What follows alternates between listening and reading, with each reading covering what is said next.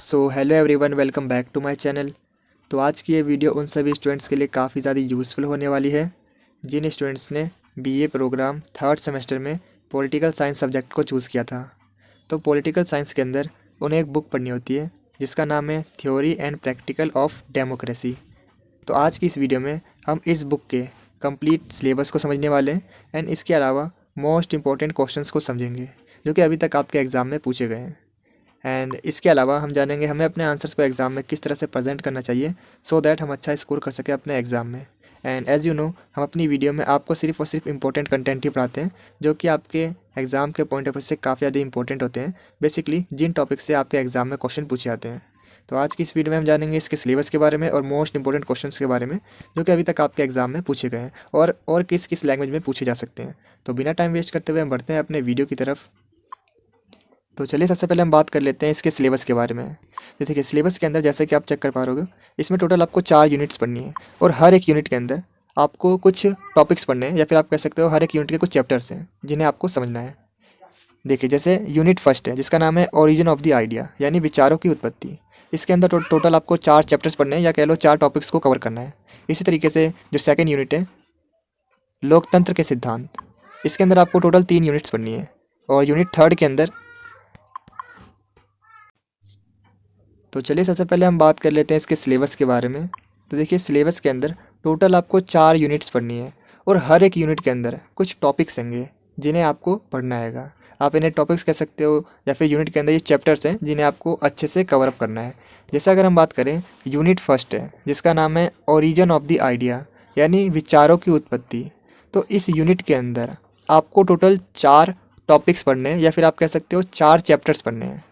इसी तरीके से यूनिट सेकंड जिसका नाम है लोकतंत्र के सिद्धांत, इसके अंदर आपको टोटल 3 टॉपिक्स को अच्छे से कवर अप करना है। ठीक इसी तरीके से यूनिट थर्ड जिसका नाम है इंस्टीट्यूशंस यानी संस्थाएं, इसके अंदर भी आपको टोटल 4 टॉपिक्स को अच्छे से कवर अप करना है। और यूनिट फोर है कंटेम्प्रेरी डिबेट्स, जिसके अंदर आपको 3 टॉपिक्स को अच्छे से कवर अप करना है। तो ये है आपका होल सिलेबस जो कि मैंने आपको बताया। तो चलिए हर एक यूनिट को डिटेल में समझ लेते हैं, यूनिट बाय यूनिट हर एक यूनिट के इंपॉर्टेंट क्वेश्चंस को समझते हैं जो कि अभी तक आपके एग्जाम में पूछे गए हैं। तो बिना टाइम वेस्ट करते हुए हम बढ़ते हैं अपने वीडियो की तरफ। तो सबसे पहले हम बात करने वाले हैं यूनिट फर्स्ट के बारे में जिसका नाम है ओरिजिन ऑफ द आइडिया यानी विचारों की उत्पत्ति। तो इस यूनिट के अंदर आपको 4 टॉपिक्स को अच्छे से कवर अप करना है और इस यूनिट के अंदर बेसिकली आपको समझना है लोकतंत्र की उत्पत्ति किस तरीके से हुई और उसका किस तरीके से विकास हुआ, और मॉडर्न टाइम में जो लोकतंत्र है उसका किस तरीके से विकास हो रहा है इसके बारे में आपको समझना है। और इसके अलावा इसके जो 4 टॉपिक्स हैं, पहला है प्राचीन यूनान और भारत, दूसरा है आधुनिक विकास, तीसरा है प्रक्रियात्मक एवं मौलिक तात्विक विवरण, और चौथा है समकालीन एवं नव परिवर्तन। इन 4 टॉपिक्स को आपको अच्छे से पढ़ना है इस यूनिट के अंदर। और इस यूनिट से अगर हम बात करें, आपके एग्जाम में अभी तक 3 से 4 टाइप से क्वेश्चन पूछे गए हैं। तो चलिए इन 3 से 4 टाइप्स के क्वेश्चन को थोड़ा सा और अच्छे से डिटेल में समझ लेते हैं। जो पहले टाइप का आपसे क्वेश्चन पूछा गया है जिसमें आपसे बेसिकली पूछा गया है लोकतंत्र की उत्पत्ति पर प्रकाश डालिए, या फिर आपसे एग्जाम में पूछा जा सकता है प्राचीन यूनान लोकतंत्र की संक्षेप में विवरण करें, इस तरीके से पूछा जा सकता है। या फिर लोकतंत्र से आप क्या समझते हैं, एक विचार के संदर्भ में लोकतंत्र का अर्थ स्पष्ट कीजिए। तो ये अलग अलग लैंग्वेज में आपसे एग्जाम में क्वेश्चन पूछे जाते हैं, लेकिन इसका जो आंसर होता है वो सेम होता है। और ये मैंने आपको बताया पहले टाइप का क्वेश्चन। तो चलिए अब हम बात कर लेते हैं सेकंड टाइप का क्वेश्चन आपके इस यूनिट से किस तरीके से एग्जाम में पूछा जा सकता है। सेकंड टाइप का जो क्वेश्चन आपसे पूछा जाता है वो है प्राचीन ग्रीस में लोकतंत्र की प्रमुख विशेषताओं का आलोचनात्मक विश्लेषण कीजिए। और जो थर्ड टाइप का आपसे क्वेश्चन पूछा जाता है आधुनिक लोकतंत्र का विकास और इसकी विशेषताओं यानी इसके फीचर्स के बारे में हमें बताना है। और जो चौथे टाइप का आपसे क्वेश्चन पूछा गया आपके एग्जाम में वो है प्रक्रियात्मक और तात्विक लोकतंत्र के बीच अंतर स्पष्ट कीजिए। अगर आपने इस क्वेश्चन को कर लिया तो सेपरेट भी पूछा जा सकता है, जैसे टिप्पणी टाइप में आपसे अलग से ही पूछा जा सकता है तात्विक लोकतंत्र पर टिप्पणी लिखिए या फिर प्रक्रियात्मक लोकतंत्र पर टिप्पणी लिखिए। तो अगर आपने ये कर लिया तो ऑटोमेटिकली आपका ये और ये कवर हो जाता है। तो ये मैंने आपको बताया फर्स्ट यूनिट के बारे में। तो चलिए अब हम आगे बढ़ते हैं सेकंड यूनिट की ओर। सेकंड यूनिट का नाम है लोकतंत्र के सिद्धांत। इसके अंदर आपको उदारवादी प्रतिनिधि लोकतंत्र, सहभागी लोकतंत्र और विमर्शी लोकतंत्र यानी टोटल आपको 3 टॉपिक्स को अच्छे से कवर अप करना है। और आपके एग्ज़ाम में सेकंड यूनिट से अभी तक 3 टाइप से क्वेश्चन ही पूछे गए हैं। तो चलिए एक एक करके इसे थोड़ा सा और डिटेल में समझ लेते हैं। देखिए हर एक टॉपिक से एक सेपरेट क्वेश्चन पूछा गया है। पहले टाइप का जो क्वेश्चन है आपसे एग्जाम में पूछा जा सकता है उदारवादी प्रतिनिधि लोकतंत्र के ऊपर, जिसमें आपसे एग्जाम में कुछ इस तरीके से लैंग्वेज में, अलग अलग लैंग्वेज में एग्जाम में पूछा जा सकता है, लेकिन आंसर विल बी सेम। जो क्वेश्चन एग्जाम में अभी तक आपके पूछे गए हैं, उदारवादी प्रतिनिधि लोकतंत्र की उत्पत्ति और प्रकार के बारे में बताइए। या फिर आपसे एग्जाम में पूछा जा सकता है उदारवादी प्रतिनिधि लोकतंत्र की मुख्य विशेषताओं के बारे में बताइए, इसके फीचर्स के बारे में बताइए। या फिर आपसे एग्जाम में पूछा जा सकता है प्रतिनिधि लोकतंत्र के मौलिक सिद्धांत की व्याख्या कीजिए, उसके बारे में डिस्क्राइब कीजिए। तो इस तरीके से आपसे एग्जाम में क्वेश्चन पूछे जा सकते हैं, लेकिन आंसर हमारा हमेशा सेम रहेगा। तो चलिए अब हम बात कर लेते हैं इसके सेकंड टाइप के क्वेश्चन के बारे में, जो कि इस यूनिट से पूछे जाते हैं जनरली। सेकंड टाइप का जो आपका क्वेश्चन बनता है वह सहभागी पे बनता है। लोकतंत्र के सहभागी और विमर्शी स्वरूपों के बीच अंतर बताइए। या तो इस तरीके से पूछा जा सकता है, या फिर सहभागी लोकतंत्र से आप क्या समझते हैं उसके बारे में बताइए, या फिर सहभागी लोकतंत्र के सिद्धांत पर टिप्पणी लिखिए। इस तरीके से आपसे एग्जाम में पूछे गए।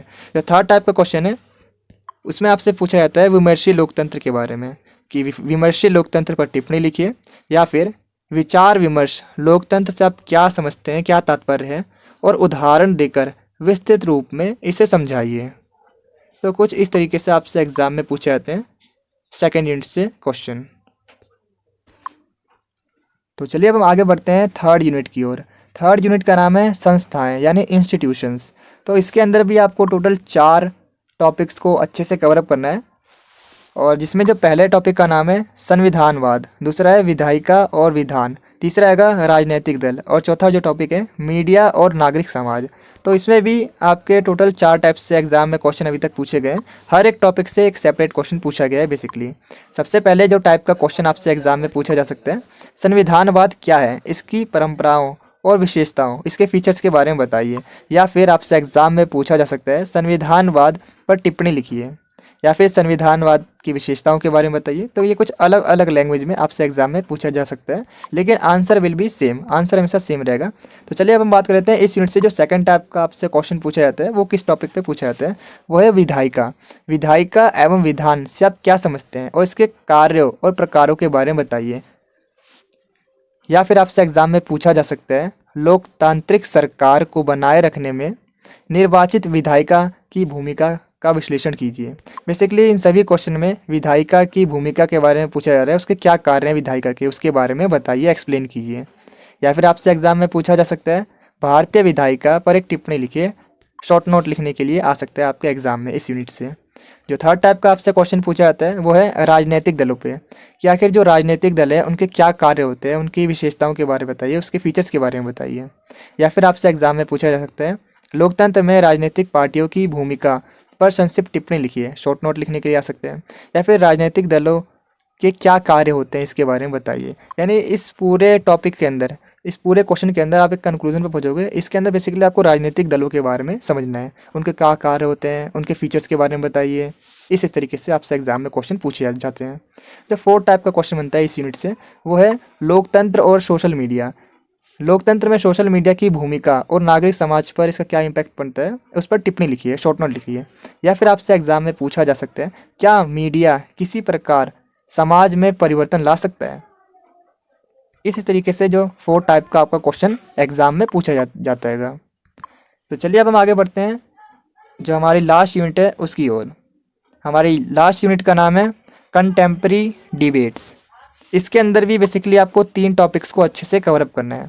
पहला है विविधता यानी डाइवर्सिटी, सेकंड है रिप्रेजेंटेशन यानी प्रतिनिधित्व, और थर्ड है ग्लोबलाइजेशन एंड ग्लोबल इश्यूज यानी वैश्विक और वैश्वीकरण। तो देखिए इस यूनिट में भी आपसे बेसिकली 3 से 4 टाइप से एग्जाम में क्वेश्चन पूछे गए हैं अभी तक। जो पहले टाइप का क्वेश्चन मिलता है वो है विविधता यानी डाइवर्सिटी से आपसे एग्जाम में क्वेश्चन पूछे जाते हैं। जो पहले टाइप का क्वेश्चन है विविधता लोकतंत्र के लिए एक चुनौती है, क्या आप इस बात से सहमत हैं, इस पर व्याख्या कीजिए। या फिर आपसे एग्जाम में पूछा जा सकता है विविधता के विभिन्न आयामों की चर्चा कीजिए। तो इस तरीके से विविधता से आपसे एग्जाम में क्वेश्चन पूछे जाते हैं। तो चलिए अब हम नेक्स्ट टॉपिक की ओर पढ़ते हैं, जो कि है रिप्रेजेंटेशन यानी प्रतिनिधित्व। जो सेकंड टाइप का क्वेश्चन आपसे पूछा जाता है, लोकतंत्रों के भीतर प्रतिनिधित्व के मुद्दों से संबंधित विभिन्न उभरती चुनौतियों पर चर्चा कीजिए। या फिर आपसे एग्जाम में पूछा जा सकता है, संविधान सभा विमर्श और प्रतिनिधित्व के प्रश्न को विस्तार से समझाइए। जो थर्ड टाइप का क्वेश्चन बनता है आपसे, वो वैश्वीकरण से पूछा जाता है। वैश्वीकरण से आपका क्या अभिप्राय है, इसकी विशेषताओं के बारे में बताइए। या फिर राजनीतिक और आर्थिक वैश्वीकरण पर प्रकाश डालिए। इसी तरीके से आपके एग्जाम में क्वेश्चन पूछे जा सकते हैं। तो ये मैंने आपको ओवरऑल पूरे यूनिट के बारे में बताया, पूरे सिलेबस के बारे में बताया और मोस्ट इंपॉर्टेंट क्वेश्चंस के बारे में बताया। तो अगर आपको ये वीडियो यूज़फुल लगे तो प्लीज़ इस वीडियो को अपने दो दोस्तों के साथ जरूर शेयर कीजिएगा। Thanks for watching this video.